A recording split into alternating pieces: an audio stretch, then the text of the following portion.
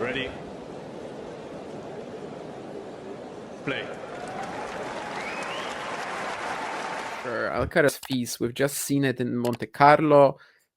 It was a great first meeting between two guys who I do think have a lot of similarities. Very athletic, very physical, very like flair heavy in terms of their shot making. And yeah, definitely was a super fun clash in Monte Carlo. Fils almost won it. Yeah, if it's gonna be if last meeting's anything to go by, we're in for another real treat because yeah, when these two go at it against each other, there's just insane athleticism and shot making and obviously really fine margins like we saw in Monte Carlo. If Feast just hitting 85 mile per hour forehands consistently, going toe to toe with Carlos having to find some magic with his on the stretch defense. I think Carlos has been a bit more buttoned up this week in Barcelona, which I've liked. It hasn't been as big. The roller coasters and the highs and lows haven't been as extreme. I mean, obviously, he still had some difficult moments, like in the down a break twice in the first set today against Alex, and then also even in his Set point against Ethan Quinn, right? yeah, in the first round when he got his serve broken 2 or 3 times in the second set, had to save that set point.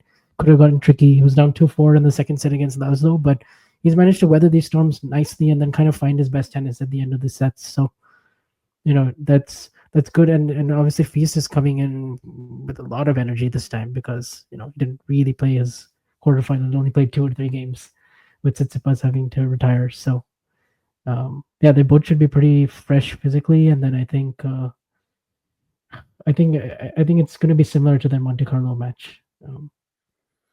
Yeah, I guess the only real like big difference is that obviously Carlos went on to win and he's playing again this week, so maybe at some point the fatigue hits him a bit harder than it should for Fils.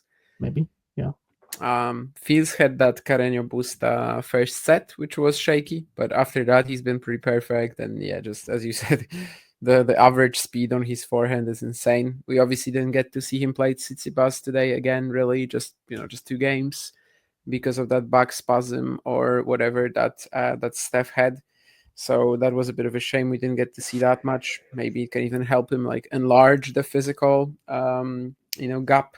Also, Arthur, I think he's very confident in general, but maybe the fact that he came so close in Monte Carlo can even fire him up even more. I mean, clearly Carlos should not be someone that he thinks is out of his reach after that encounter. So that looks pretty good.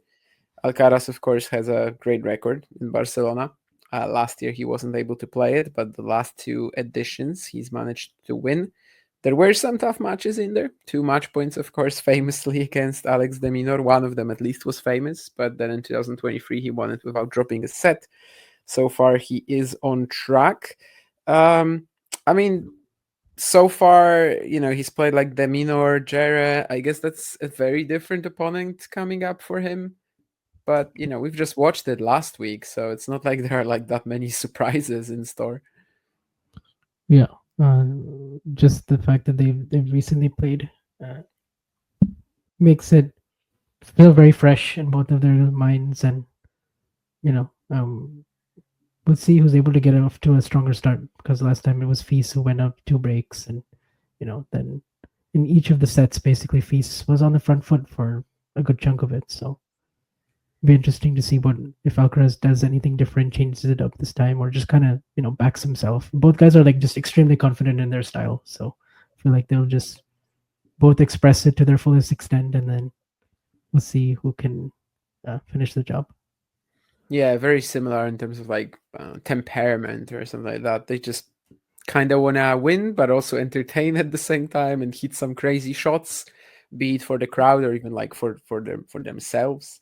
So should be pretty fun again. And I guess similarly, I mean, Khachanov Rune, you can definitely make the case for both players, but it's clear that Holger is the favorite. I guess here, again, it can't be you can't argue that Arthur is the favorite, but because of what we just watched in Monte Carlo, there's intrigue, there's excitement ahead. It's not crystal clear that Carlos has to win again or something like that, or that he's just gonna win Barcelona once more, but it's clear that he is the favorite of tomorrow's semi. Yeah, same. yeah, if I were to predict, I'd probably say, him. I'd probably go with Carlos in 3 sets. But Yeah, maybe drop a set again. Maybe not come. Let Arthur come so close again, right? The 5-all 3 break points in the second set. yeah, That was yeah, I was pushing it kind of close in MC. But yeah, maybe he can just avoid that. If you enjoyed this video, make sure you hit that like button. Don't forget to subscribe and click that notification bell so you don't miss out on all things tennis.